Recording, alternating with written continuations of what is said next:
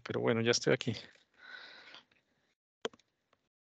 Gracias, gracias, Edgar, por tus afanes y tus tiempos. No, con gusto.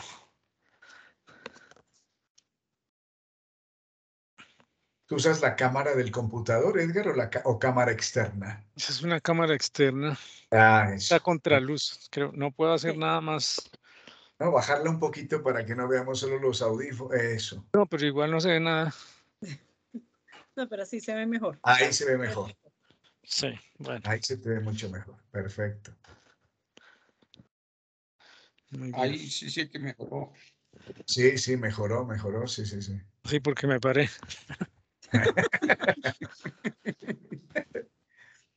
Ya. Yo creo, Marcela, que podríamos ya comenzar. Perfecto.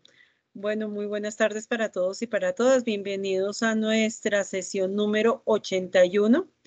La agenda para la sesión de hoy, en primera instancia, está el saludo del Padre Carlos como tutor. En segundo, está la oración a cargo. Yo la voy a hacer porque Sergio Becerra presentó excusas, no podía estar al principio. En tercer lugar está la lectura del protocolo número 80 a cargo mío. En cuarto punto, vamos a hacer una reflexión retrospectiva y prospectiva de la historia del semillero a través de una entrevista al profesor José Alfredo Norato por parte de Edgar López, y vamos a abrir un diálogo entre profesores y estudiantes del semillero. Como quinto punto están varios y sexto punto el cierre. Entonces le damos la bienvenida al Padre Carlos para que por favor nos des tu saludo, Padre, por favor. Bueno, un saludo a los profesores, a los estudiantes, un saludo agradecido. Esta reunión la hemos tenido que trasladar sencillamente por una situación personal, que como lo expuse en el correo, tuve que atender una cita médica de esas, eh, que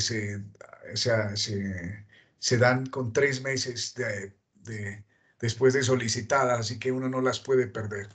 Yo les agradezco la comprensión a los que han podido asistir y les doy la bienvenida. Muchas gracias. Hoy hemos querido los profesores dar un espacio a la reflexión, digamos, teórica, prospectiva, eh, a partir de un tema central, que es hacer una pequeña lectura de lo que nosotros hacemos en el semillero, de lo que se ha hecho y de cómo lo soñamos también. Eso creo que es un poco el reto que tenemos en la sesión de hoy.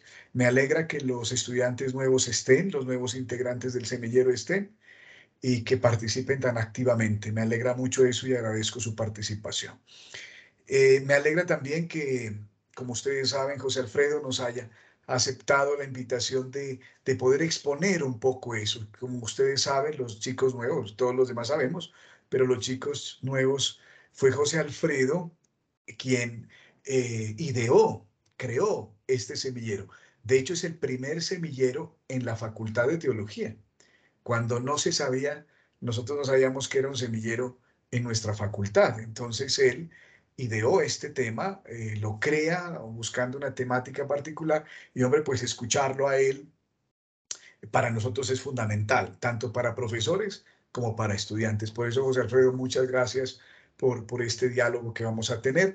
Y Edgar, pues obviamente ha sido un profesor, como saben, que ha liderado mucho tiempo temas importantes de investigación y de investigación entre profesores, con estudiantes, en fin. Así que también, Edgar, muchas gracias por esta reflexión a través de preguntas que vamos a tener en el día de hoy. Confío que sea bastante enriquecedor para nosotros como profesores, porque tenemos que proyectar el semillero si creemos que el tema sigue siendo relevante, no solamente para el quehacer teológico, sino también para la sociedad en la que estamos inmersos. Muchas gracias, Marcela, porque ya Marcela está presidiendo hoy la primera sesión formal, ¿no? ¿Verdad? Ya como coordinadora hoy. Así que bienvenida y gracias por tu generosidad. Bueno, pues nada, bienvenidos todos. Muchas gracias. Gracias, Padre, a ti. Gracias, José Alfredo, por ese ánimo que me das. Bueno, En segunda instancia, los invito a que hagamos un momento de oración y qué mejor que tenerlo, digamos, en este contexto pascual, que podamos irnos, digamos, como poniendo en sintonía precisamente con el Espíritu Santo para que hoy pidamos esos dones tan especiales que el Espíritu nos puede venir a regar, a infundir en nosotros para que sigamos en este proyecto y para que sigamos, para que nuestras tareas realmente cada día tengan muchísimas más fuerzas y nosotros también tengamos todo el ánimo de seguir adelante. Entonces los invito a que nos pongamos en oración en el nombre del Padre, del Hijo, del Espíritu Santo. Amén. El Espíritu Santo es el amor de Dios que habita en nuestros corazones y nos impulsa a amar como Jesús ama. Para que podamos sentir y gustar la presencia de Dios en nosotros por medio del discernimiento, conozcamos y cumplamos su voluntad, danos el don de la sabiduría. Entonces los invito a que cada uno en este momento, como en esos momentos de interrupción, podamos mentalmente disponernos y pedirle al Espíritu Santo cada uno de estos dones.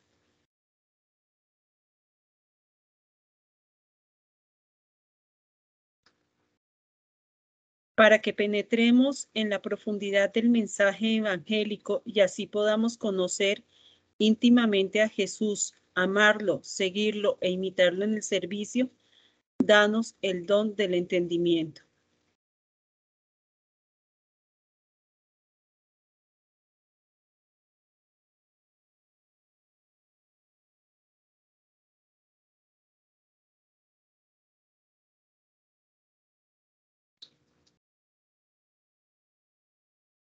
Para que podamos acompañar a nuestros hermanos en la toma de decisiones libres, responsables y autónomas, danos el don del consejo.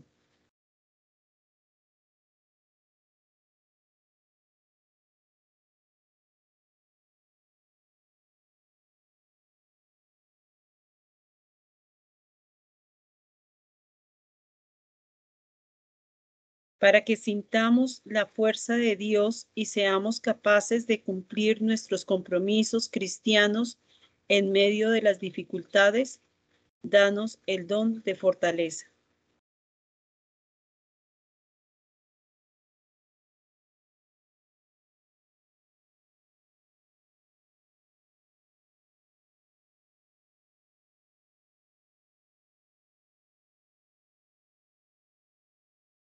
Para que veamos y encontremos a Dios en todas las cosas y las orientemos hacia Él, poniéndolas al servicio de los más necesitados, danos el don de la ciencia.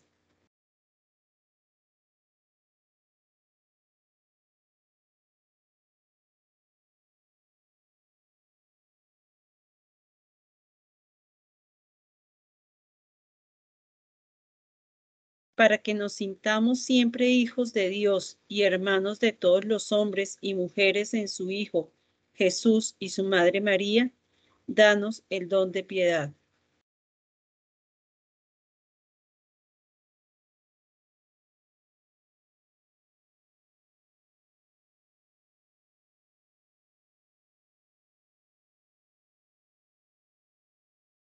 Para que venzamos el mal haciendo el bien y para que respetemos a Dios presente en todas las criaturas, danos el don de respeto a Dios.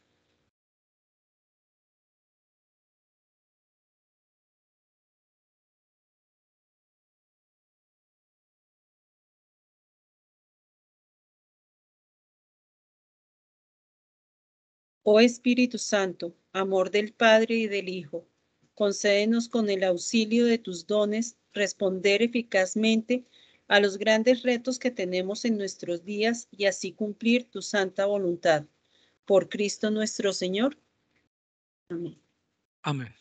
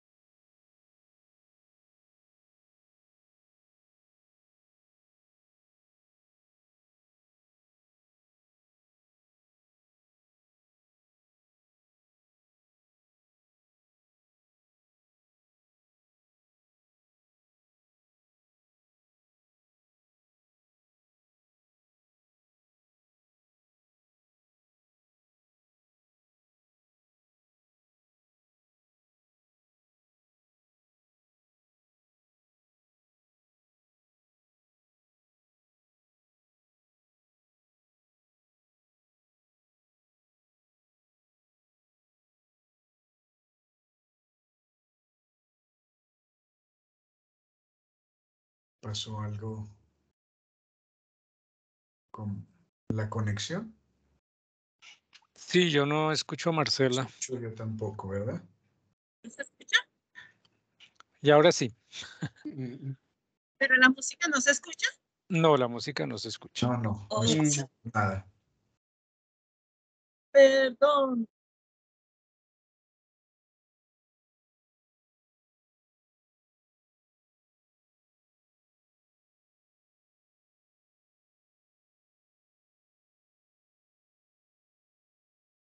Ay, qué pena. Pensé que se estaba escuchando, discúlpenme.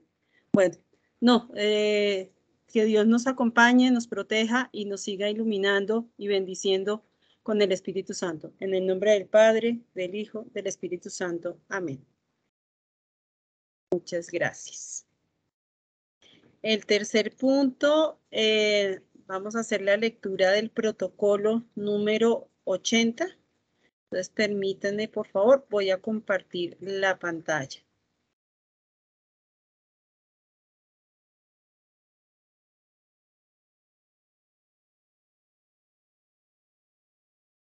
¿Me confirman, por favor, si lo están viendo?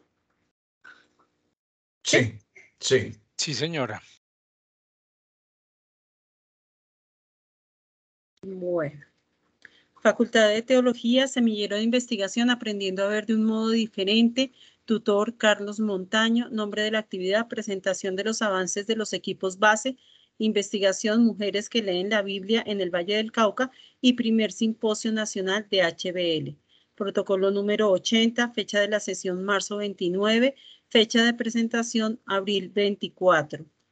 Protocolante, Marcela Rincón. Asistentes, Carlos Montaño, Edgar Antonio López, Elizabeth Rodríguez, Guillermo Vázquez, José Alfredo Norato, Sergio Becerra, Maribeti Rodríguez, Arley Gualín y Marcela Rincón. Ausentes, Nubia Constanza Cantor y Viviana Quintero. Hora de inicio de cierre de 4 a 5:30 p.m. Agenda del día y desarrollo de la sesión. Saludo del tutor. Carlos Montaño inicia la sesión informando que Juan Pablo Lozano, coordinador del semillero, no podrá seguir vinculado al grupo dado los nuevos compromisos laborales que ha adquirido. Por tal motivo, resalta y agradece el trabajo y compromiso de Juan Pablo Lozano, mostrando con que Juan Pablo Lozano mostró con el semillero durante estos años como coordinador y miembro del equipo. Sin embargo, espera que pueda acompañarnos posteriormente en una reunión para compartir su nueva situación y así poderle dar nuestros agradecimientos. De acuerdo con lo anterior, Carlos Montaño informa que la sesión estará guiada por Marcela Rincón. Finalmente, agradece la presencia de los 3 nuevos integrantes del grupo, quienes se presentarán más adelante. Oración. Guillermo Vázquez inicia la oración realizando una contextualización a partir de la consagración del mundo, en especial Ucrania y Rusia, al Inmaculado Corazón de María el pasado 25 de marzo. Consagración que para la comunidad claretiana tiene especial significación, dado que su congregación lleva por título oficial y tradicional Congregación de Misioneros Hijos del Inmaculado Corazón de María. Nombre que marcó toda una época de devoción a los Sagrados Corazones de Jesús y María, una etapa de la historia de la espiritualidad cristiana católica en el mundo donde hace presencia la Iglesia.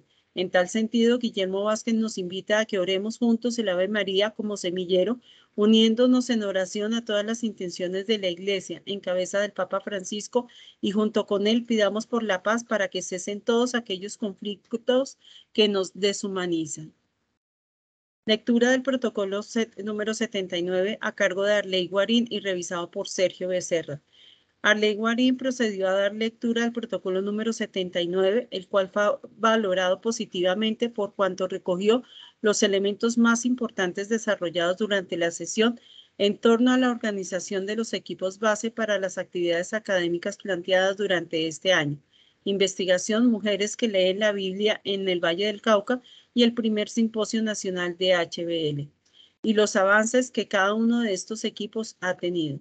Una vez planteadas algunas observaciones que es necesario aclarar y tener en cuenta para la versión definitiva del documento, se da por aprobado el protocolo.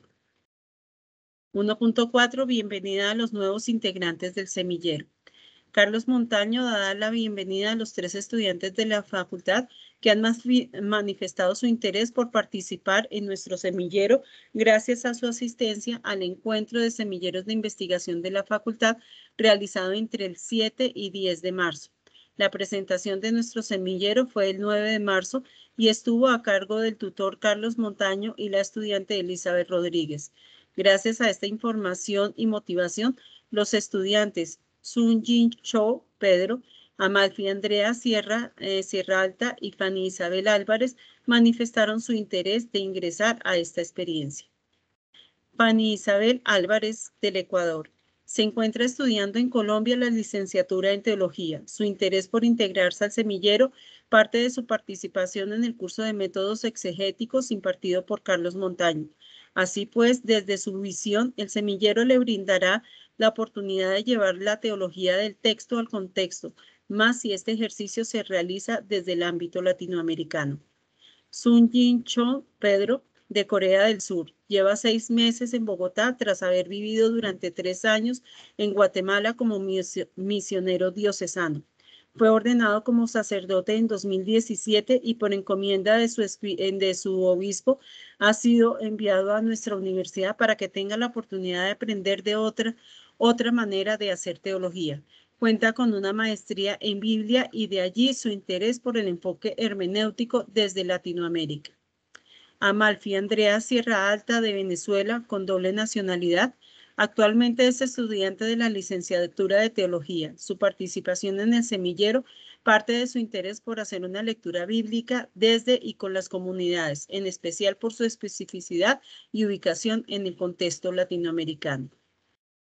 A continuación, realizan su presentación los integrantes del semillero, profesores y estudiantes, quienes dan la bienvenida a Fanny Isabel, a Pedro y a Amalfi Andrea, y los invitan desde ya a tener una participación activa en el grupo. Enseguida, Carlos Montaño hace algunas precisiones acerca del semillero. Recuerda que este fue fundado en el año 2017 por José Alfredo Norato y desde esa perspectiva resalta el trabajo contextual que ha llevado a cabo a partir de las diferentes aproximaciones realizadas en torno a diversas lecturas que se pueden hacer de la Biblia. Por tanto, todos estamos aprendiendo a ver de un modo diferente y enriqueciendo con este proceso nuestro quehacer teológico. A continuación, Marcela Rincón hace una breve presentación de la página web del semillero con el propósito no solo de dárselas a conocer a los nuevos integrantes, sino para motivar al grupo a visitarla de manera frecuente. Al respecto, Edgar López propone que se le pueda agregar una pestaña al blog en donde se registre a todas aquellas personas que han hecho parte del semillero durante estos 5 años y así hacer una memoria de su paso por el grupo. 1.5. Presentación de los avances del equipo base. Investigación Mujeres que leen la Biblia en el Valle del Cauca y primer simposio nacional de HBL. Carlos Montaño invita a que se haga una presentación breve sobre los avances que se han estado realizando en cada una de las comisiones encargadas para el desarrollo de las 2 actividades, a fin de estar todos informados del proceso. Investigación Mujeres que leen la Biblia en el Valle del Cauca a realizarse del 8 al 12 de junio. Edgar López inicia la presentación contextualizando a los nuevos integrantes que la actividad hace parte del proyecto de investigación del semillero Mujeres que leen la Biblia en el Valle del Cauca, aprobado y financiado por la Vicerrectoría Académica de la Universidad. La actividad programada desde el 2019 tuvo que ser aplazada por el contexto de la pandemia del COVID-19. Por ello, el interés de retomarla para este semestre. Igualmente informa la comunicación que ha venido sosteniendo con AFAVIT, Asociación de Familiares de Víctimas de Trujillo, Valle del Cauca, con quien se tiene una relación de cooperación desde hace aproximadamente 10 años, y con Carmiña Navia, directora de la Casa de Cultura Tejiendo Sororidades en Cali. Siendo así, el 8 y 9 de junio del semillero estaría en Trujillo, donde AFAVIT, como referente nacional en cuanto al ejercicio de la memoria y la reivindicación de los derechos, nos recibirá para llevar a cabo una visita al Parque Monumento, al Archivo Histórico y realizar con ellos una actividad con las mujeres que durante estos años han llevado a cabo ejercicios de lectura bíblica. Asimismo, se espera, en la medida de lo posible, recuperar la experiencia de la Escuela Bíblica de la Vereda Puente Blanco, realizada mucho tiempo antes de que la universidad hiciera presencia allí. En cuanto a la visita de la Casa de Cultura Tejiendo Sororidades, Carmiña Navia ha informado que esta funciona de lunes a viernes, por lo que no podría plantearse ninguna actividad para el sábado 11. De esta manera, se ha propuesto participar de un taller de lectura popular de la Biblia realizada y organizada por la Casa, una vez finalizada la visita a las instalaciones el viernes 10. Así, el regreso a Bogotá podría adelantarse para el sábado. Primer Simposio Nacional de HBL a realizarse el 29 y 30 de septiembre. Marcela Rincón comparte el trabajo realizado hasta el momento en la comisión. Primero, Carlos Montaño ha hecho una presentación general del simposio, resaltando que ya se ha puesto en contacto con todos los conferencistas y talleristas para confirmar su participación. Asimismo, algunos de ellos han querido hacer ajustes a los nombres de sus ponencias, por lo que aún no se cuenta con una versión definitiva del programa del simposio. Segundo, José Alfredo Norato y Elizabeth Rodríguez se han encargado de revisar y actualizar la base de datos de las instituciones, comunidades y demás personas a las que se les va a hacer llegar la invitación para participar en el simposio. Trabajo que ha permitido que los conferencistas y talleristas también brinden información acerca de a quienes de sus conocidos se les puede extender la invitación. Tercero, Marcela Rincón y Nubia Cantor se han ocupado de revisar y hacer la propuesta comunicativa del evento a través de la realización de un plegable, la escarapela del evento y el certificado de asistencia. Asimismo, se informa que ya se está reactivando la estrategia comunicativa con Idalí Chiribi de la facultad, quien junto a su esposo han sido los encargados de realizar el diseño de la imagen publicitaria, el afiche del evento y la página web. 1.6. Varios. Carlos Montaño hablará directamente con Fanny Isabel, Pedro y Amalfi Andrea, para poderlos integrar desde ya a la realización de las actividades, de las diferentes actividades. Cierre. La sesión finalizó a las 5:30, haciendo una invitación a continuar con ánimo la preparación de las actividades programadas. Observaciones del protocolante. La sesión estuvo marcada por la participación activa de los asistentes. Es de resaltar el trabajo en equipo que se está llevando a cabo en cada una de las comisiones para la organización de nuestras 2 actividades de este año. Ello denota nuestro compromiso y responsabilidad. Asimismo, es importante para nosotros como semillero contar con personas nuevas que refresquen nuestro trabajo y se integren en el desarrollo de nuestro quehacer. Bienvenidos y bienvenidas, y desde ya los animamos a ver de un modo diferente. Listo. No sé si haya alguna observación, comentario para tener en cuenta en el protocolo.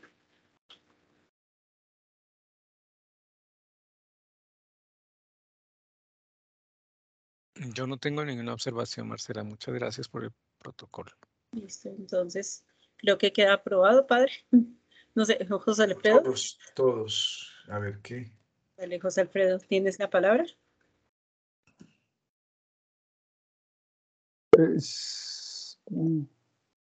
Ya, sí, muy bien. Sí, muchísimas gracias. ¿Se congeló?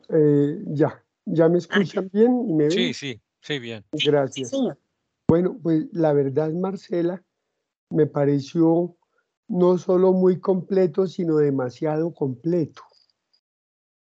Es decir, en realidad creo que recoge sobradamente todo, y de pronto, para que no resulte tan pesado para quienes se dan a la tarea de elaborar los protocolos, yo sugeriría que sean un poco más breves, de manera que se recoja de manera más, diríamos nosotros, compacta, lo fundamental de cada cosa, para que así la lectura sea muchísimo más ágil, pero también pienso en el trabajo de quien lo escribe.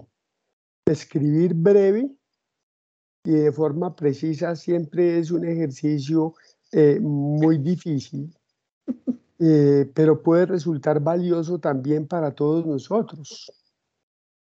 Entonces, yo sugeriría que las condiciones de extensión sean juiciosamente observadas, porque se queda uno con una buena idea de todo lo que se hizo, pero de manera muy puntual. Esa es mi sugerencia, gracias. Gracias, José Alfredo. Listo. No sé si haya alguna otra observación. Está bien, de mi parte, yo me uno primero al agradecimiento de todos, porque ciertamente no es fácil recoger una sesión, ¿verdad? No es, todos los profesores también tenemos que hacer ese ejercicio y cuesta a veces sintetizar, sobre todo para algunos que somos tan detallistas, cuesta a veces, ¿no? Escoger la idea central. Eh, Ha sido una insistencia de José Alfredo, escuchemos también los nuevos y nuevas porque en algún momento también nos va a tocar a todos hacer un protocolo, así que es para todos esa observación. Y la insistencia de José Alfredo de que ya queda en la sesión grabada, de hecho, todas las sesiones se están grabando, y por lo tanto ya la memoria como tal, pues es un subsidio, digamos, debería ser más breve, más sucinto, como dice él, en cuanto a que recoge los elementos fundamentales. En todo caso, para quienes no estuvieron o no pueden ver el video, pues se convierte en un subsidio muy, muy valioso el que has hecho, Marcela. Muchas gracias. Creo que está toda la información allí y me imagino que Pedro, Fanny y Amalfi se verán reflejadas en lo que se dice de ustedes ahí, ¿ok? Bueno, muchas gracias. Gracias, Marcela. No, padre, gracias a ustedes. Bueno, vamos a dar entonces entrada a nuestro punto número 4, que es la reflexión retrospectiva y prospectiva de la historia del semillero. Entonces le damos la palabra a Edgar y a José Alfredo. Bueno, pues muchas gracias por permitirme estructurar este diálogo con el profesor José Alfredo Norato, a quien le debemos pues la existencia de este semillero, como lo dijo el profesor Carlos Montaño. Entonces, José Alfredo, mira, para comenzar, yo quisiera que nos ilustraras acerca de qué es un semillero de investigación y propiamente qué es un semillero de investigación en la Universidad Javeriana.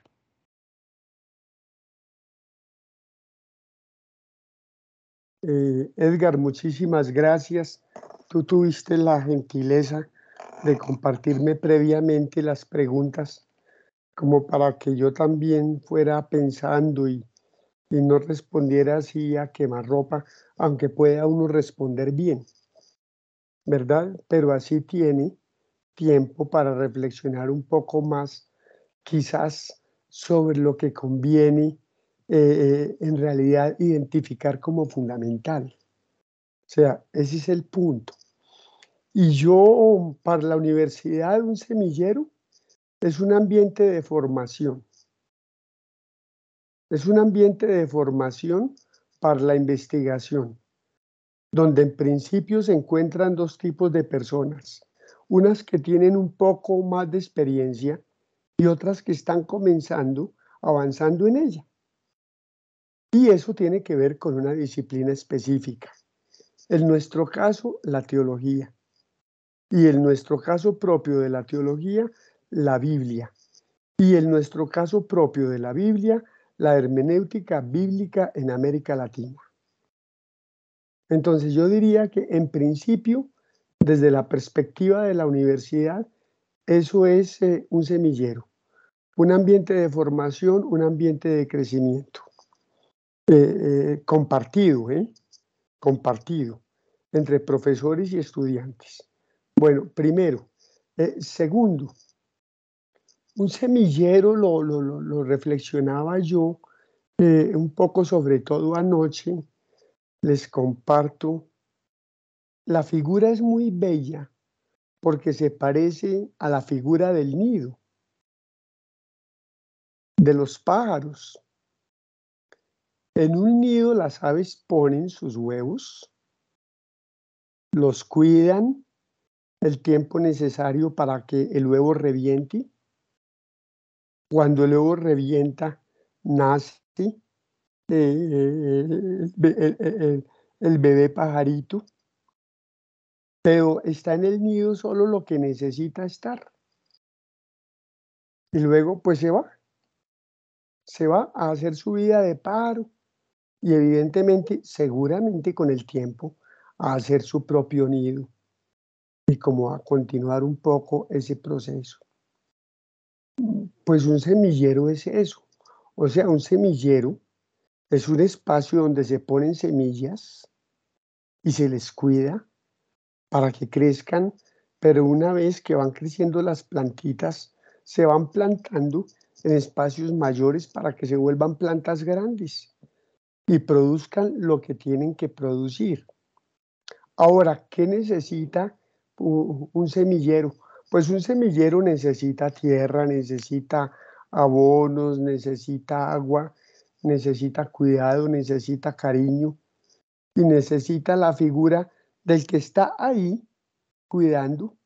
A ese sí le toca estar, a lo mejor lo van reemplazando con el tiempo, claro, y siembra unas semillas y las saca cuando son plantitas y siguen su vida de plantas y planta otras, y etcétera, así sucesivamente. Entonces yo diría que un semillero para nosotros es ese espacio donde los que tenemos un poquito más de experiencia tenemos esa labor de preparar esa tierrita para que se vaya transformando quizás un poco en el punto de partida de tierra firme de algo mejor.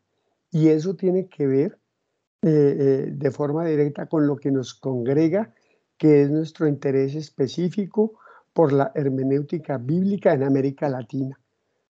Es decir, yo pensaría un poco así, en principio, la idea de un semillero.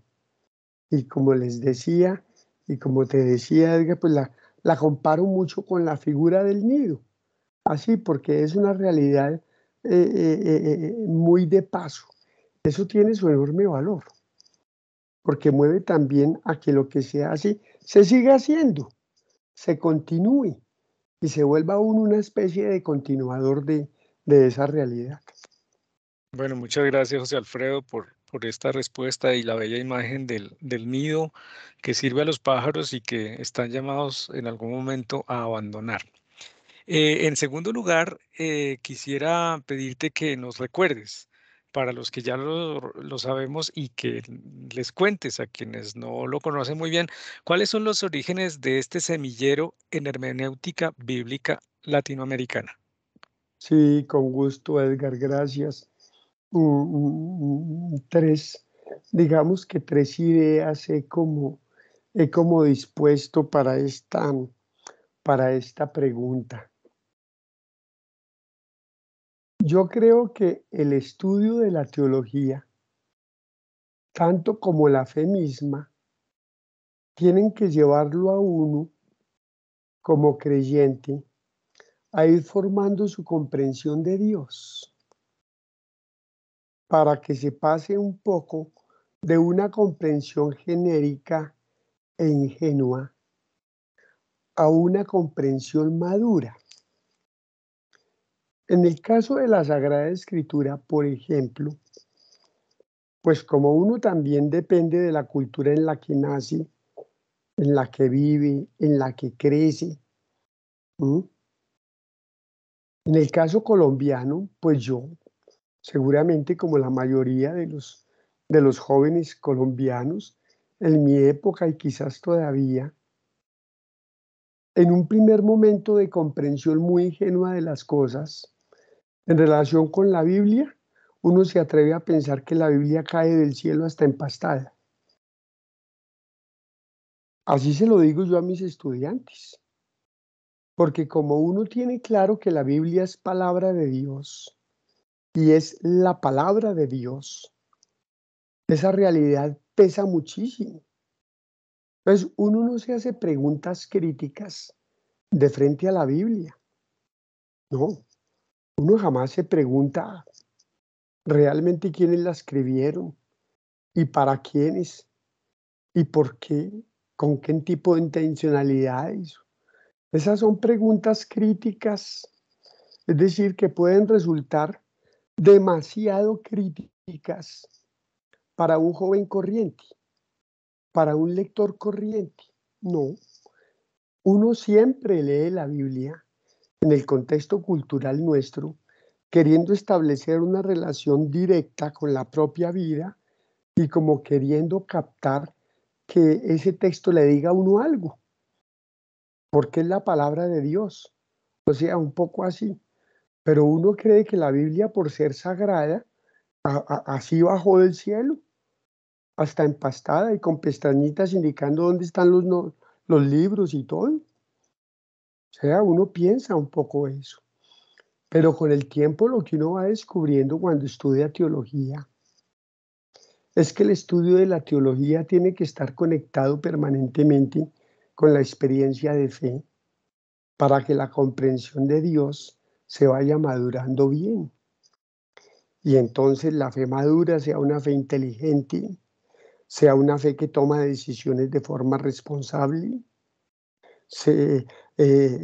es una experiencia que le permite a uno, como diría el Papa Francisco, tratar de comprender las cosas desde Dios, tratar de comprender las realidades desde el Evangelio.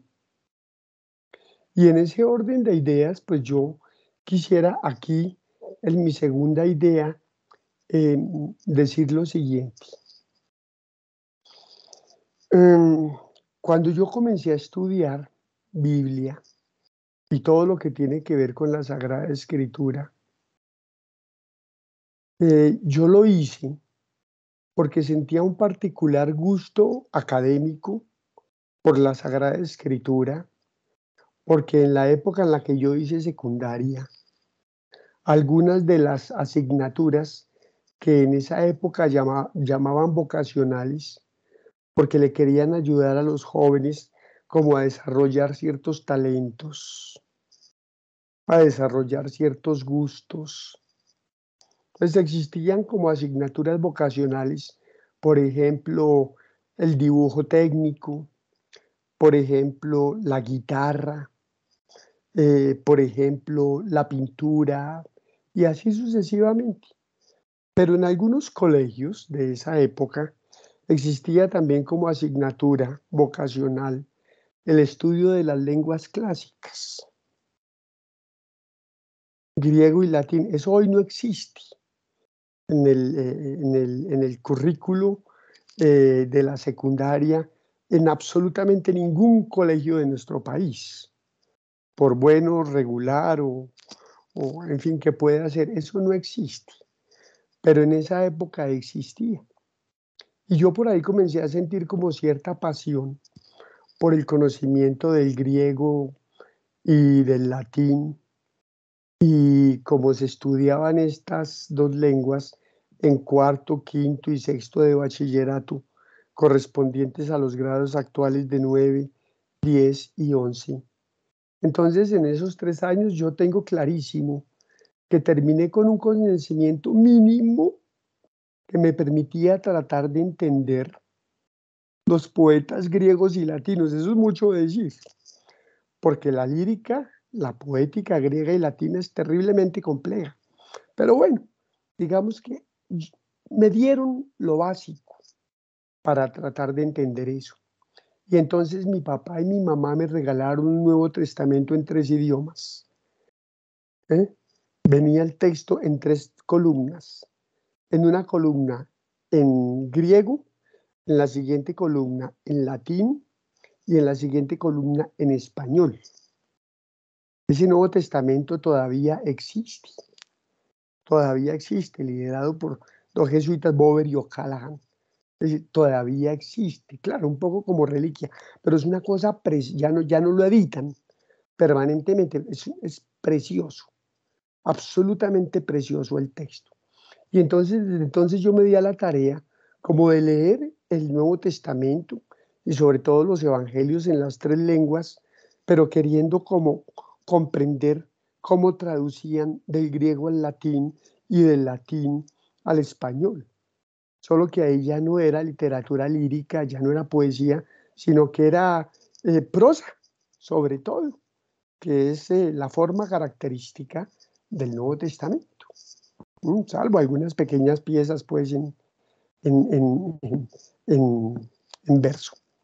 Entonces, por ahí comenzó, y cuando me fui a estudiar Biblia, pues yo simplemente me fui queriendo encontrar herramientas más técnicas para comprender todo eso de forma mejor. Y logré lo que quería, encontré lo que buscaba, todo ese conjunto de herramientas. Pero es unos años después en mi vida, cuando ya comienzo a enseñar métodos exegéticos, como los llamamos, métodos de análisis y de interpretación bíblica, que me di cuenta que la Biblia fuera del mundo de los académicos, en el contexto de la fe, que la Biblia fuera del mundo de los teólogos, o sea, es un texto súper querido y súper leído. Y eso yo lo experimenté en una época en la que en América Latina la Biblia se estaba comenzando a leer mucho. Ese es el punto. Ese es el punto.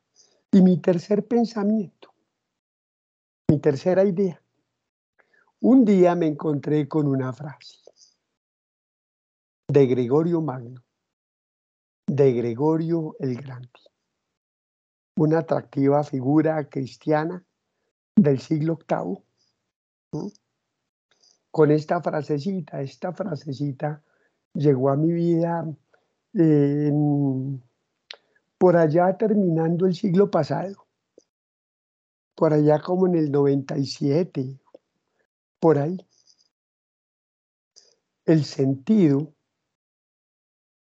de la escritura crece con sus lectores. Y a mí eso me cambió mucho. No voy a decir que al 100%, pero me cambió mucho. Digamos que al menos me planteó muchas preguntas, porque es que los exégetas de esa época en la que yo fui formado, antes del final del siglo pasado, todavía seguían pensando que en los textos de la Biblia había como sentidos únicos y sobre todo impuestos por sus autores, por quienes escribieron los textos. Pero lo que yo veía en la lectura general de la Biblia es que la Biblia habla a la gente sin necesidad de estudiar exégesis. La Biblia le habla al creyente como siempre lo ha hecho. Bueno, yo creo que ese es un poco el origen del semillero. Y entonces en un momento en el que la universidad comienza a inquietarse seriamente por la existencia de los semilleros, porque no es que no existieran en la universidad. Los semilleros existían en la universidad desde el siglo pasado, pero funcionaban de manera informal como lo que realmente son, colectivos constituidos por estudiantes y profesores. Lo que no había era legislación en la universidad sobre los semilleros. Y entonces, al no haber legislación, pues no les reconocían a los semilleros muchos derechos y tampoco los apoyaban fácilmente económicamente, reservando presupuesto para ellos y teniendo como como una cierta visión administrativa para fortalecerlos. Es lo que hace la universidad hace ya unos 6, 7 años, es darse a la tarea de legislar para que los semilleros sean protegidos, sean apoyados, sean proyectados, y tengan un reconocimiento claro por parte de la universidad en todos los sentidos. Pues yo me encontré también en un momento de mi propia existencia en el que dije, ve, sería interesante convocar un grupo de estudiantes para darnos a la tarea de trabajarle a algo que a un buen grupo de profesores ya nos viene inquietando. Y es ese temita del estudio de la comprensión de la Biblia más allá de la academia y quizás un poco muy en conexión donde realmente la palabra obra y es en la vida y en la existencia y en la marcha cotidiana de las comunidades, de las personas, de los creyentes. Esa era la tercera idea. Y yo creo que es ahí donde está el origen del semillero. Entonces se encuentran varias cosas. De una parte, la universidad que legisla para reconocer algo que ya existe y apoyarlo. De otra, como también una inquietud que se está moviendo entre nosotros, los profesores, pero de otra también algo que ha ido tomando como un poco más de interés en mi propia vida. Y eso, pues obviamente, después de todos estos años de vida. Claro que sí, no se me habría ocurrido hace 20 años, jamás. Gracias. Muchas gracias, José Alfredo. Bueno, tú me corriges y bueno, también Carlos y los otros miembros del semillero. Yo creo que hay algo que quisiera yo comentar y es que en la facultad hubo un proyecto de tener un énfasis en hermenéutica bíblica latinoamericana y ahí detrás había un convenio que se estaba estableciendo con la Universidad de Salamanca. Y yo sí, pero como les digo, me pueden corregir porque a lo mejor es una mala comprensión que yo tenga, pero los profesores de la Universidad de Salamanca en algún momento le preguntaron a los profesores de la Javeriana qué era lo propio. Es decir, en ese intento de trabajar juntos en la formación bíblica de estudiantes en un nivel de maestría, pues la Universidad de Salamanca tenía muy claro, digamos, los estudios corrientes o los estudios clásicos, voy a decirlo un poco así, de lo que se estudia en la Biblia. Pero como se pensaba que la Javeriana tendría que aportar algo de lo propio, pues la pregunta que se hizo desde España fue, bueno, ¿y ustedes qué tienen allá que nosotros no tengamos? Y yo creo que eso también pudo haber incidido en el que el semillero recogiera un poco eso que en el caso que estoy comentando, pues no lo podrían dar los profesores de Salamanca. Y creo yo que, o por lo menos así fue como yo lo viví, porque yo entonces me ingresé ya al semillero, pues la pregunta que está detrás del nacimiento de este semillero está también por lo propio, ¿no? No sé, José Alfredo, si estás de acuerdo con este Sí, comentario. cuando yo, refiriéndome al segundo factor, una inquietud que veníamos manejando ya un grupo de profesores, digamos que esa inquietud se refiere es justamente a eso, solo que yo lo explicaría un poco de otra forma. En un momento dado, en el contexto de lo que son las alianzas, nuestra facultad quiso entrar en alianza académica con el prestigio y la experiencia de la Facultad de Teología de la Pontificia Universidad de Salamanca por todo lo que representa esta universidad en la tradición teológica católica y no solo europea. Entonces, en ese contexto fue que surgió la idea de, bueno, echemos a rodar algo entre los dos, entre las dos instituciones. A ver, démosle realidad a algún proyecto. ¿Y cuál sería un proyecto entre académicos? Bueno, podría ser un proyecto de investigación o podría ser un libro escrito entre unos profesores de allá y unos de aquí. Perfecto.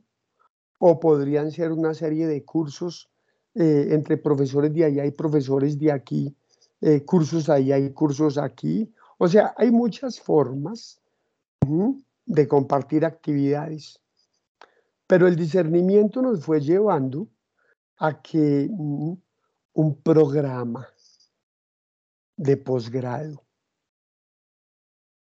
respaldado por las dos instituciones y en algo en lo que las dos instituciones sienten que tienen fortalezas, y es en el trabajo bíblico. ¿Listo?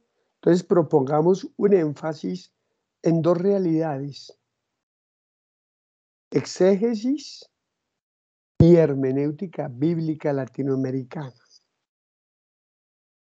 De modo que lo primero sería un poco aportado a través de una serie de seminarios por profesores de allá. Y lo segundo, lo de la hermenéutica bíblica latinoamericana por profesores de acá.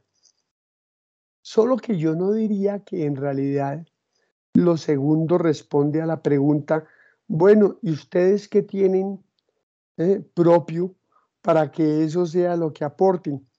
Todo lo contrario.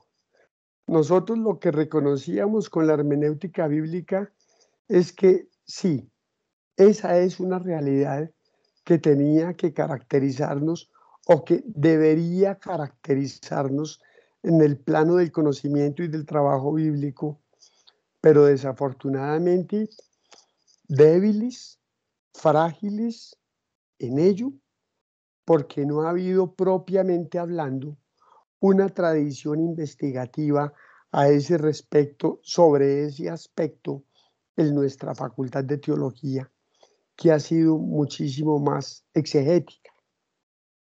Entonces, en ese orden de ideas, cuando nosotros en Bogotá dijimos, listo, comprometámonos con el segundo componente del énfasis, que es la hermenéutica bíblica latinoamericana, nosotros no estábamos asumiendo la tarea de aportar algo propio que teníamos, sino de responder a un desafío,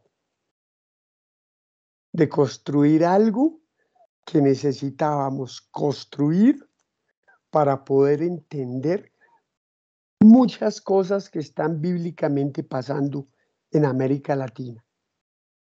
Es eso. Entonces, cuando yo me refiero a la inquietud de un grupo de profesores, digamos que estoy pensando un poco en esta historia con más detalles. Al final, tristemente, ese deseo de alianza terminó un poco frustrado.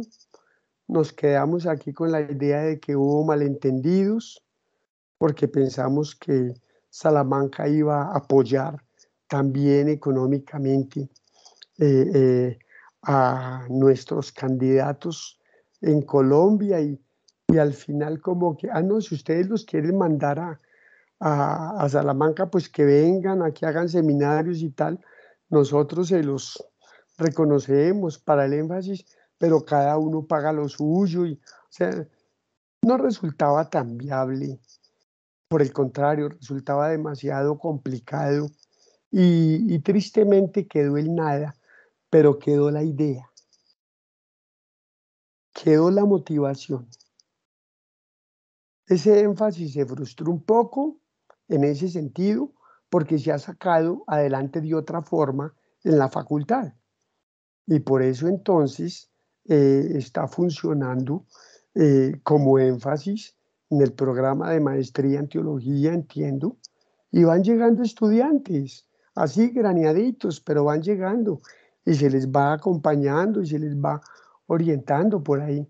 Entonces, como digo, ese proyecto así grande, institucional, de estas dos prestigiosas instituciones, quedó el nada, pero quedó lo mejor, que es la idea.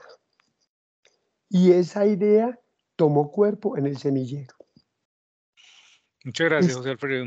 Sí, vemos ahí como, digamos, una falencia, como lo has presentado tú ahora, se convierte en un desafío y yo creo que ya se convierte entonces en logros. Pero bueno, antes de preguntarte por los logros, quisiera que nos comentaras así rápidamente cuáles han sido las experiencias más valiosas del semillero en estos primeros 5 años.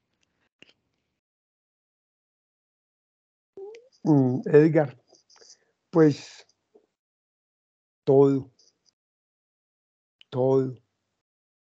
Trabajar los profesores juntos, por ejemplo, en un ambiente distinto, con nuestra formación, con nuestros proyectos de vida, con nuestra experiencia, con nuestra docencia distinta. Primero, nosotros juntos, porque ¿quiénes somos? Carlos, tú, Meribeth y yo. O sea, primero eso. Segundo, los estudiantes. Hoy veo, por ejemplo, a un Pedro, que viene de un ambiente tan distinto. O sea, eso es un valor enorme Ese es un valor enorme para el semillero, toda esa diversidad que significa para nosotros oportunidad, que significa para nosotros riqueza, que significa también desafío. Tenemos un gran listado ya hecho de estudiantes que han pasado por el semillero, de pregrado, de maestría, de doctorado, de nuestra universidad, de otras instituciones. Estudiantes que han hecho sus trabajos de investigación en la línea de la HBL, y que se van llevando eso, la forma como hemos ido entrando en contacto con otros colectivos, con otros semilleros, en Biblia, en nuestro país. Algo terriblemente importante. La pandemia nos digamos que, pues como a muchas realidades, nos detuvo y nos encerró. Tenemos que retomarlo bien, pero lo de estar en contacto con prácticas de lectura de la Biblia, grupos de lectura, católicos y no católicos. O sea, eso es terriblemente vital, porque esa es la realidad de la interpretación viva de la Biblia, no de la interpretación académica que nosotros hacemos apoyados con todas nuestras herramientas. O sea, el mundo vivo de la interpretación es ese, el de la lectura, en los grupos, así como muchas veces he visto al padre Arley, el misa compartiendo los textos y dialogándolos con su comunidad, tal cual, literalmente. O sea, el encuentro real con los grupos, cómo leen, cómo entienden, cómo interpretan, cómo relacionan, cómo tratan de encontrar elementos allá, más allá del texto mismo. Es decir, nosotros ese tema tenemos que retomarlo, porque ese tema es importantísimo. Es importantísimo para que también la Biblia salga de la academia, ¿cierto? Pero yo realmente digo que todo, nuestras salidas, nuestros viajes, o sea, los encuentros con los estudiantes para presentar el semillero cuando es necesario hacerlo. A mí me parece que todo es absolutamente en ese sentido positivo y que todo de alguna forma aporta a los intereses del conjunto. Muchas gracias, José Alfredo. Bueno, una última pregunta antes de dar la palabra también a los demás participantes que a lo mejor tienen preguntas sobre esta visión retrospectiva del seminario. ¿Qué logros del semillero, qué logros han sido los que tú consideras más importantes durante estos 5 años de vida que lleva el semillero?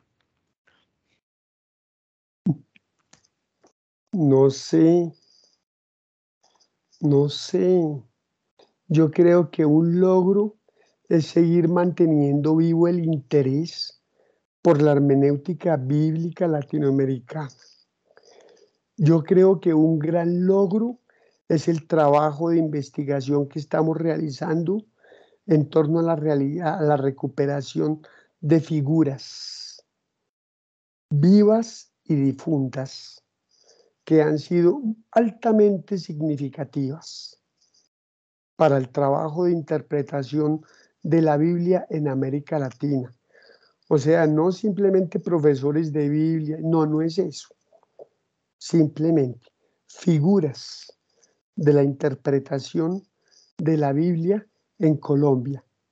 Yo digo, por ejemplo, un gran logro ese, porque yo creo que la investigación que estamos haciendo es apenas punto de partida de algo que queremos que vaya más allá y que efectivamente siga recuperando personas, ¿verdad? Entonces, simplemente por ahí yo diría, o sea, un logro el de la investigación misma, que es punto de partida y queremos que así sea, de algo con mayor calado, de algo con mayor fondo. pero luego el seguir manteniendo viva la importancia de comprender, de estudiar a fondo, de conocer a fondo las distintas expresiones de la hermenéutica bíblica y que eso realmente toque. Ese es el tercero, eso ya por supuesto que no depende de mí ni de nosotros, pero que eso realmente toque el trabajo exegético de la facultad. Yo diría que facultades como la nuestra, que entre las distintas facultades de teología, de alguna forma debe su reconocimiento a su interés por los problemas de la sociedad y por los problemas de la iglesia. Yo creo que nosotros seguimos teniendo una especie de deuda con la sociedad y con la iglesia a nivel bíblico. Muchas gracias, José Alfredo. Bien, bueno, Carlos, mira, yo creo que puede haber otras preguntas para José Alfredo entre los que han estado atendiendo con mucho cuidado este diálogo que quise propiciar yo con estas 4 preguntas, así que me parecería interesante que pudieran formular preguntas si las hay.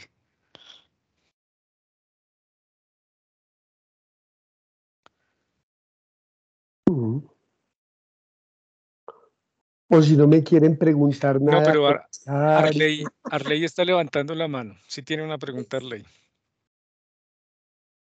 Pero tienes que abrir el micrófono, Arley. Sonido.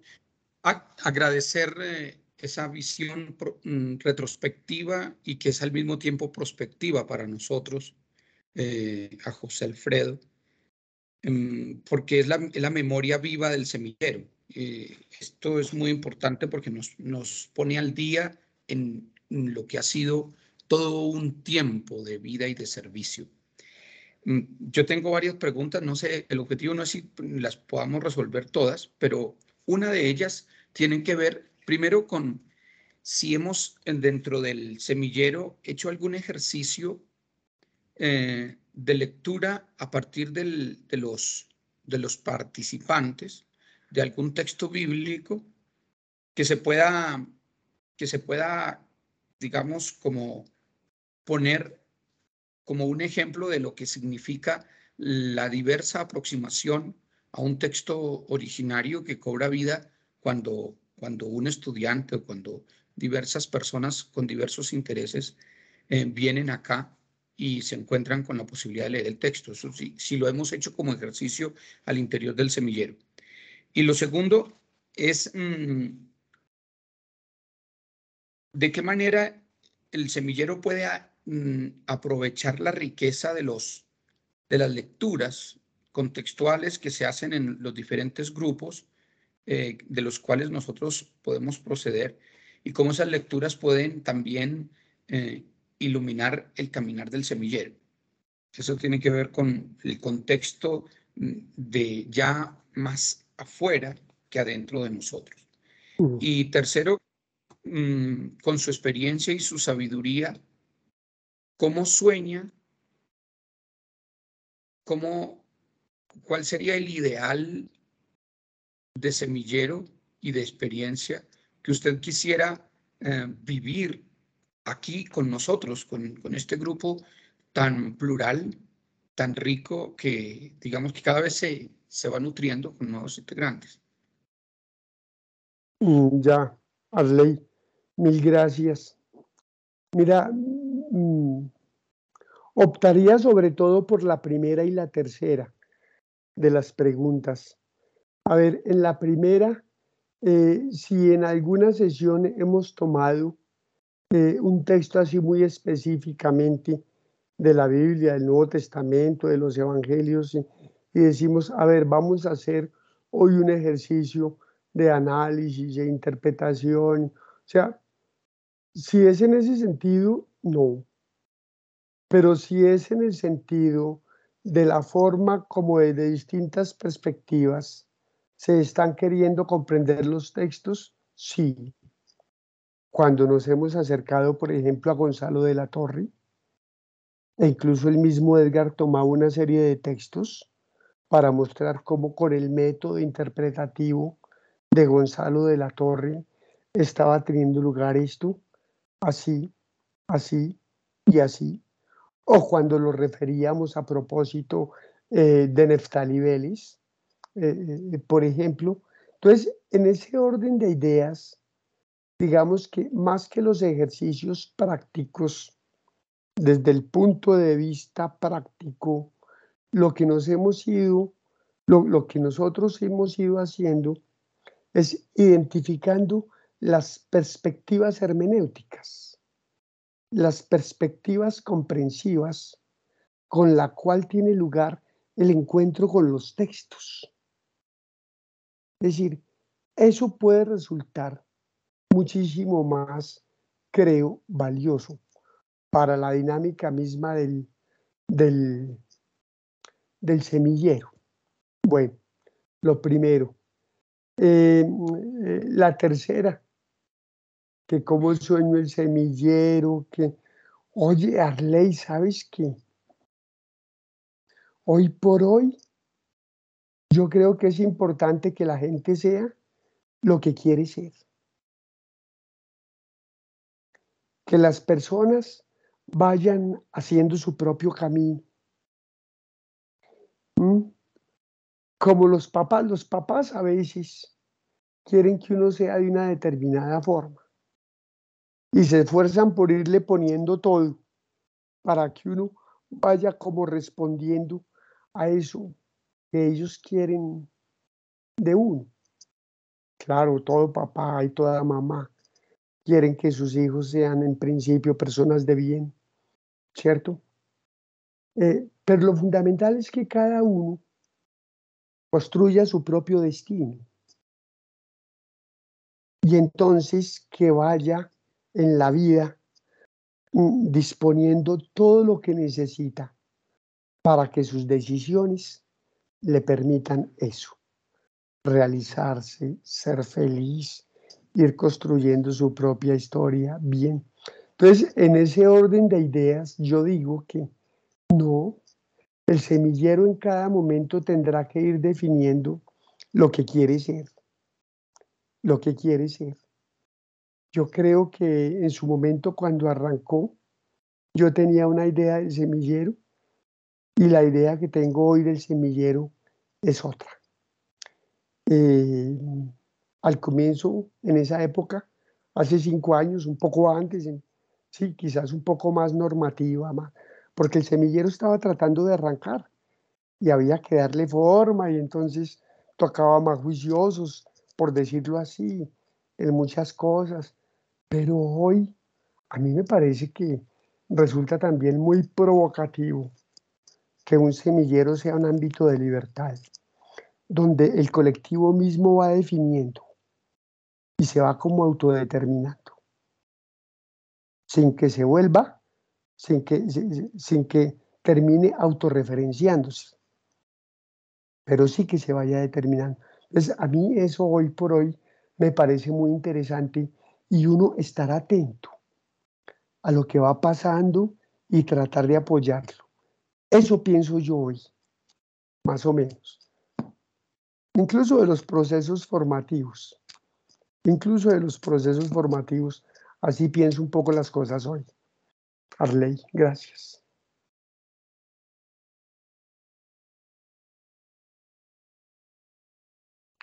Muchas gracias, José Alfredo. Se nos fue Arley. No, pero muy bien, muy bien.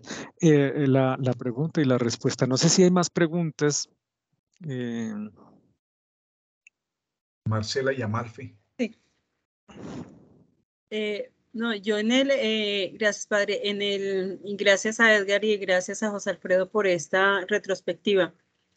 Pensando en lo que estaba diciendo ahorita José Alfredo, digamos que visionar el semillero también depende mucho, creo, o no sé si la palabra es depende, pero también se contextualiza mucho en lo que nosotros como miembros del semillero cuáles son nuestros intereses, es decir, cuál es nuestro caminar, cuál ha sido nuestro caminar, cuál ha sido nuestro quehacer dentro del semillero, y que por eso, digamos, que es un semillero en el que han pasado muchas personas, han crecido, han llegado con unos intereses y han salido o, digamos, o se han ido del semillero de pronto ya cumpliendo esos intereses, o que el mismo semillero les ha abierto otra gama de posibilidades, otra búsqueda, otras búsquedas, otros intereses. Entonces siempre el semillero, ahí sí, el semillero es la semilla precisamente para enriquecer ese proceso, y siempre va a ser ese proceso. Pero adicionalmente, mejor dicho, yo veo como el trabajo de un semillero en doble perspectiva, la que uno puede obtener como integrante, o sea, todos los elementos enriquecedores que un semillero le pueda dar a uno en su formación, no solamente profesional, sino en su formación comunitaria, en su formación profesional, en su formación personal, pero también los elementos que uno como persona, como ser humano, en sus falencias y en todas sus determinaciones, le da al semillero, que eso es lo que también favorece que crezca, que vaya haciendo camino, que vaya aclarando horizontes posibles de trabajo. Entonces creo que hay una ganancia en todos los semilleros en ese sentido. Pero mi pregunta no sé si sea válida, porque yo lo he visto, lo he vivido, y es que así como hay cosas que enriquecen los semilleros, también los semilleros están, digamos, en ámbitos de peligro, y ámbitos de peligro de desaparecer. ¿Cuál crees tú, José Alfredo, que han sido esos puntos claves que para el semillero han sido válidos para seguir permaneciendo, seguir siendo válido? Y digamos, ¿y cuáles podrían ser, si tú ves algún peligro en que como miembros del semillero también estemos atentos? Porque en eso también no hay que mentirnos, en que hay esas posibilidades, se pueden abrir esas posibilidades. Bueno, Marcela, muy brevemente, mira, no, yo no creo que los semilleros estén amenazados por la desaparición. No, por el contrario, yo creo que vivimos una época en la que están surgiendo y están tratando de como de construir bien su identidad desde el comienzo.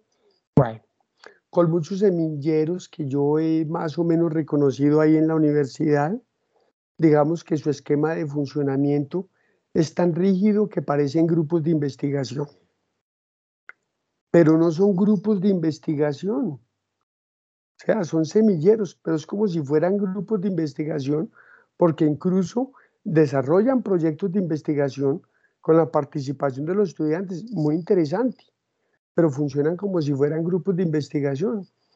En el caso del nuestro, yo creo que el nombre del semillero nos determina bien. Se trata de aprender a mirar de un modo diferente.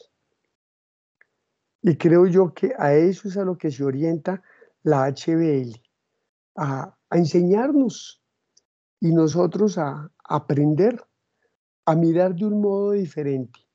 Entonces, yo diría que es un poco eso. Y finalmente, no todo colectivo humano tiene permanentemente que estarse repensando, tiene permanentemente que estar también definiendo cuáles son sus prioridades y qué es lo que hace y cómo está haciendo las cosas, y etcétera, para que se mantenga también no solamente vivo y activo, sino como una buena oferta. Y en nuestro caso, pues para los estudiantes de teología, especialmente. Pero es un colectivo bien atractivo el nuestro, constituido por profesores, estudiantes de diferentes niveles, de diferentes instituciones. O sea, es una cosa bien interesante. Gracias, José Alfredo.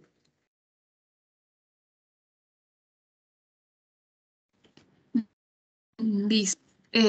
Buenas tardes. Bueno, Voy a intentar que la pregunta sea cortita por cuestiones de tiempo también. Bueno, primero agradecer esta exposición y la que tengo aquí anotada, ¿no? Mi pregunta es la siguiente. ¿De qué manera el propósito, la perspectiva de este semillero dialoga, influye o siembra también en nuestro entorno universitario, en el académico y en especial en los pregrados? Y esta pregunta surge de una preocupación personal que siento que se ha ido incrementando a medida que estudio teología. Porque si bien es cierto, yo estudio una licenciatura y el énfasis que recibo es pedagógico-teológico, me invita mucho a llevar la teología a la práctica, a los escenarios, a extraer información vital importancia en el ámbito teológico, ¿no? Desde un contexto específico. Pero también he visto o percibo, ¿no?, que esta perspectiva no está tan presente en el resto de nuestra formación teológica acá en la universidad.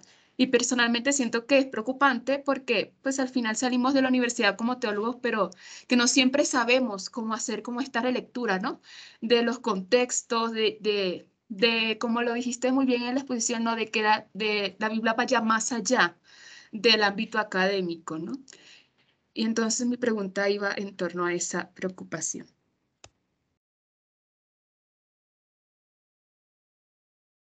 Tienes el micrófono apagado.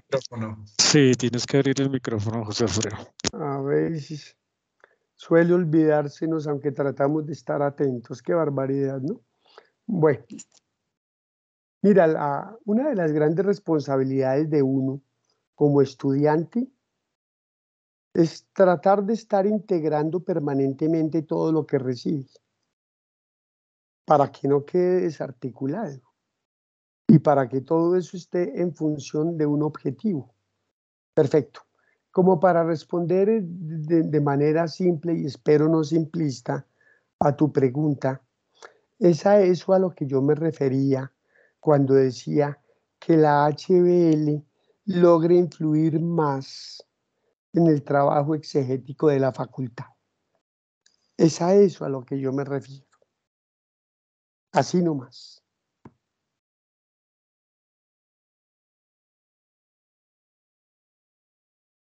Bueno. Muchas gracias, José Alfredo. Si me permiten, yo quisiera hacer 2 comentarios rápidamente. Sé que no estamos bien de tiempo, pero es que la pregunta de Marcela me hizo pensar algo. Y es que yo creo que, bueno, José Alfredo tiene razón, los semilleros ahora están surgiendo, se están fortaleciendo. Tenemos 3 o 4 en la facultad. Pero me hizo pensar, Marcela, en 2 riesgos que corre un semillero, creo que permanentemente. Y es uno, que los profesores impongan la agenda, porque nosotros estamos muy acostumbrados a eso. O sea, que de pronto los profesores, y yo creo que esto es una ventaja que tiene este semillero, que seamos 4, porque ahí también nos contenemos unos a otros. Pero puede haber un riesgo en que sean los profesores los que impongan la agenda de un semillero, cuando en realidad el semillero es un espacio de aprendizaje mutuo en el que los estudiantes también tienen mayor responsabilidad que en una experiencia como un curso, incluso como un grupo de investigación. Entonces yo creo que el semillero es diferente de un curso, un seminario y de un grupo de investigación. Y hay ese riesgo de que los profesores impongan su agenda, pero por otra parte, en el otro extremo, está también un poco de que los profesores fueran demasiado laxos y los estudiantes, pues de acuerdo con sus intereses legítimos y tal, pero pues como que hubiera una desarticulación. Ese sería el otro extremo. Entonces ahora se me ocurre a partir de la pregunta de Marcela eso, ese doble riesgo que tiene que manejarse muy bien para que el semillero sea realmente semillero y permanezca.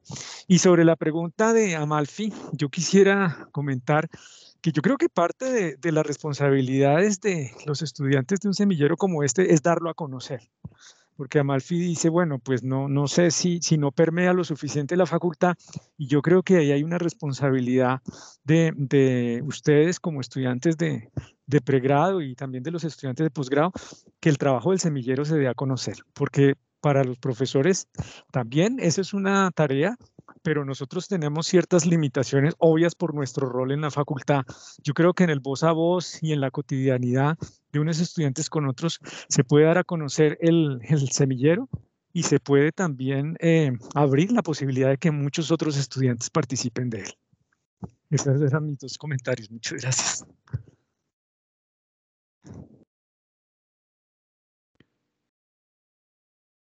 Gracias, Edgar. Pues no sé, padre, si no hay ningún otro comentario. Muchísimas gracias a José Alfredo, a Edgar, todas las participaciones y toda esta retrospectiva, esta reflexión retrospectiva y prospectiva que nos han hecho ustedes del semillero. No sé, padre, si pasamos a nuestro siguiente punto, que es el de varios, si hay algún punto de varios. Bien, antes de pasar, no sé, Edgar y José Alfredo, este diálogo tan rico que hemos tenido y que agradezco, por ahora ha planteado lo retrospectivo, Edgar y José Alfredo. Edgar, habías elaborado también algo prospectivo. Podemos quedar, ¿cómo se pensó esa parte? Bueno, lo que habíamos dicho era que la parte prospectiva la podíamos hacer entre todos y yo creo que ya estábamos comenzando. Pero mi sugerencia es que dejemos un espacio más tranquilo para que más adelante en otra sesión podamos hacerlo, ¿no? Pues como hacia dónde pensamos que podría ir el semillero. De acuerdo. Una siguiente sesión que no necesariamente es la próxima, ¿quieres decir? Sí, Sí, de acuerdo. No tiene que ser la próxima. que no necesariamente tiene que ser la próxima. Vale, está bien, ok. Sí, yo entonces sencillamente agradezco muchísimo este diálogo. Yo quisiera, Marcela, que de alguna manera pudiéramos tener acceso a esta grabación, los que no han participado, y descargar el vídeo para que todos lo reciban. No dejarlo solo para que lo vean. Ah, bueno, o subirlo en el blog nuestro e invitarlos. Yo voy a hacer una invitación a que lo revisen porque realmente me parece muy interesante el diálogo que se ha tenido en la tarde de hoy. Bien, entonces simplemente dos cositas, una cosita en temas de varios, una sola porque ya estamos sobre el tiempo. Yo les agradezco la paciencia, pues, y el darnos esta oportunidad de diálogo. Simplemente que la próxima sesión ya la tendríamos que dedicar, según nuestra planeación, a la preparación teórica, conceptual de nuestra visita, como ya se ha anunciado, a los dos proyectos que tenemos, la lectura de mujer, la lectura de la Biblia con grupos mujeres y el tema de la visita con con las víctimas, las mujeres víctimas, Afavit y Casa Tejiendo Sororidades. Entonces, con el profesor Edgar organizaremos pequeños 2, 3 textos para que podamos empezar ya a empaparnos de esa situación, de lo que se está viviendo, de lo que quisiéramos llegar, revisar, en fin. Y desde ese día, desde esos 2 textos, tratar de entrar en un diálogo preparatorio a nuestro viaje a Cali. Bien, esa es la preparación teórica, luego vendría la preparación ya más práctica, logística, y en junio tendríamos ya nuestro viaje como está anunciado hoy. Bueno, yo creo que eso es solamente de varios. Ya después en la siguiente hablaríamos del siguiente proyecto también del simposio, pero por ahora creo que son solamente ese punto. Bien, la próxima sesión a que nos vamos a dedicar ya les llegará la invitación y los documentos para trabajar. Creo que eso por ahora, suficiente por hoy. Muchas gracias por su participación. Gracias Marcela, José Alfredo, Edgar. Una alegría como siempre verlos y oírlos siempre en su reflexión teórica y teológica, siempre tan rica. De verdad, mil gracias a todos y a los que participaron. Muy bien. Creo que vale la Muchas pena gracias a todos. seguir teorizando un poco sobre lo que hacemos. Muy bien. De acuerdo, Marcela, muchas termina gracias. siendo tú. Muchas gracias a todos. Gracias a todos y feliz tarde. Gracias. Muchas gracias. Muchísimas gracias. Qué gusto verlos. Gracias, gracias Edgar, gracias Carlos. Cuídense Gracias a mucho a todos. ustedes, a ti José Alfredo. Muchas Muy gracias. bien. Ya nos hablaremos. Gracias a todos y nos estamos hablando. Así es. Bueno, Gracias. Nos vemos feliz dentro resto de de 15 días. semana. Muy bien. Gracias.